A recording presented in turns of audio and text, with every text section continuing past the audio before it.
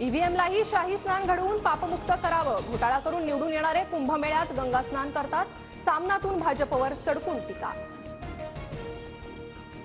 नरहरी झिरवाळांची कार्यकर्त्यांसह मंत्रालयात घुसखोरी, पोलिसांच्या आक्षेपानंतर मंत्र्यांची दादागिरी, सामनातून आरोप. तर सामनाची बातमी म्हणजे खोडसाळपणा, झिरवाळांनी दावा फेटाळला.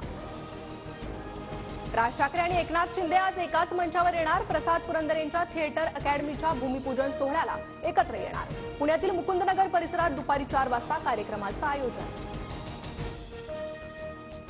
अभिनेता सैफ अली खानवर हल्ला करणारा आणि अटकेत असलेला आरोपी एकच.